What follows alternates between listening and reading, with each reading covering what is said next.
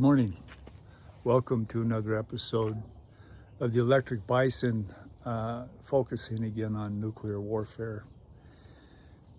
The two different points of view on artificial intelligence that we've seen revealed the last couple of days between Peter Thiel, who's kind of a leading voice in the whole technical world on AI, and the Pope, who has, I think, rightly said we need to start being very careful about how we allow AI to be used.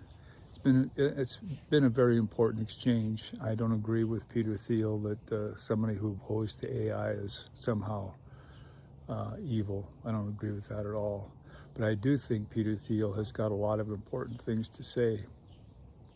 I was surprised that he has a degree in philosophy from Stanford, and I can kind of see where he's coming from about how people like to mimic each other and get on the bandwagon and all that stuff. But I'm with Pope Leo. We really need to listen to what he has to say about putting guardrails up around AI. Having said that, I've spent the last couple of days using AI, which I find very useful if you ask the right questions. Both in the area of electricity, nuclear power, strategic warfare, the Golden Dome, just coming up to speed. I've tried to stay current on all this stuff, but it's changing really fast. And looking at what the Air Force has already been adopting, what CENTCOM has used, what the Israelis are using.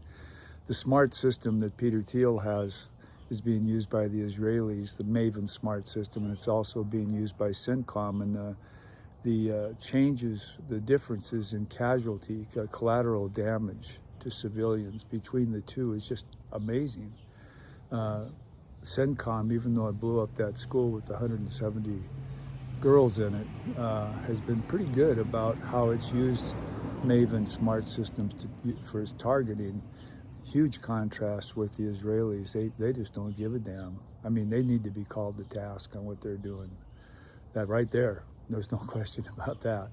So how two national systems can use or abuse AI, it's very, very clear right now. And of course, Peter Thiel has some theoretical thing about, well, let the Israelis do what the Israelis are going to do. It's kind of like, let Trump be Trump. It's BS. There's some things that are right and there's some things that are wrong. And the Israelis are doing it wrong and Trump's doing it wrong. But we got what we got now. So I've tried to come up to speed on it, and without boring you with all the details, it's very interesting what Anduril has with its Lattice AI system, and then it's all of its supporting technologies. Anvil, which can destroy a UAV with just brute force, Roadrunner, which can go and come back and take care of more sophisticated targets, so forth. It's very interesting that Peter Thiel and Elon Musk have stayed abreast of each other, and they're kind of in league with Lucky that runs Anduril, and they're all very closely connected to President Trump.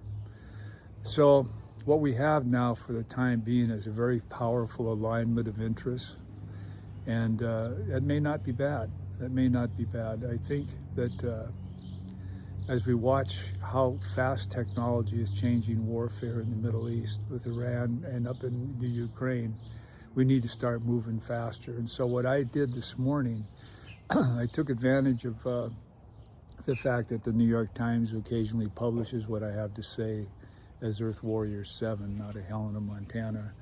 And I put my conclusions into the comments in a short article on how warfare is changing. And I just want to share that with you right now so that you can blame me. But I think what we need to do is, because of the other thing is budget. It seems like there's a huge amount of money going in this direction, but it's still not enough.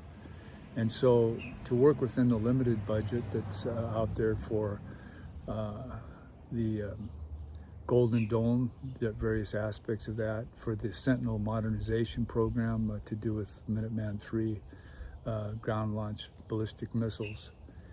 and for all the money that's going into pieces of the fuel system for nuclear power, and for testing out nuclear small modular reactor concepts. I mean, there's a lot of money going out right now, and it's all kind of headed in the same direction. I think it's instructive that Peter Thiel has money in his Maven Smart Systems for Palantir, but he's also got money in a company called General Matter to make the fuel that's needed for Bill Gates's rapidly being licensed small modular reactor down in Kimmerer, Wyoming. Even though Thiel and Gates don't like each other, they're going to have to work with each other, because that's where Gates's fuel is going to come from. So all this is going at the same time, and while we're here in Montana, really worried about how all the AI farms that are being concocted are going to use up our water and clean air and our electricity. In fact, that's a worry across the country. All that's tied together. And the move by the Department of Energy is to get us into about 200 gigawatts more of nuclear power, which is what we need. So I've just compared costs on a 10-year basis and on a 50-year basis. And what I've come up with, the least cost, what I think is an acceptable or a reasonable way ahead strategically for us, is a couple of things. Number one, I think that we need to not have Golden Dome, but instead have golden zones. That's been recommended by the Atlantic Council. 6 zones along the coast, where all of our industrial activity is, and then one up around Chicago, and defend those with all the gadgetry that Andrew and the others have. And so 6 zones, but with the backbone in the middle of the country, and the backbone should be here in Montana, the command and control backbone for what they call Lattice AI.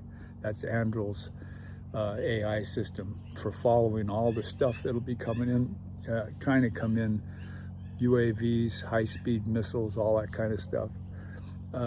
Put that backbone at Malmstrom in the hardened facilities there, and remove the 150 missiles that are there instead of modernizing them. And then there's a process for demilitarizing those and reusing the nuclear materials that are in the warheads. But it turns out that it's just referred to as a Malmstrom Pivot. That's what I called it. It's an alternative one to a base case. But use Malmstrom for the backbone for 6 golden zones.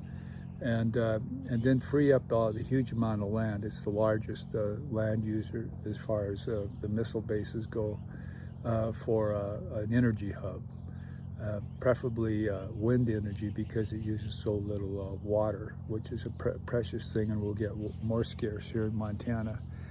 The Bonneville Power Administration is already 9 gigawatts short of power for its known load. And so I recommend that we use power from the Central Montana Energy Hub around Great Falls, send it out to the BPA through the Con Kelly substation, which is up there just as you get past Glacier Park on the Highway 2. So that's all part of it. I guess the thinking of the people that really get into this stuff is that Elon Musk's SpaceX will start launching all these low orbital sensor satellites, and or satellites of one kind or another, but low orbit, and it's going to require reoccurring launches. I think if it's possible, while they're experimenting with that and whether or not that's a wise course of action, I think we should be making sure we enhance our sensor systems on the ground. Some pretty remarkable developments are going on with these sensor towers, and you can't spoof them, and that's where the war is going to be, is how to spoof the sensing capability that'll be trying to detect the weapons coming in on us. I think that's how we need to go. I really do. I think the budget it's a huge savings. And with the influence that the crew that I just mentioned has in Congress, right now. I mean, they've probably already, you know, paid for the congressman that they need to have the votes from in both parties with their political contributions. So I think this is a slam dunk, really. I think it's not some crazy idea from Montana. It's something that really can work and get us all going in the same direction. That's all I got to say. Thanks.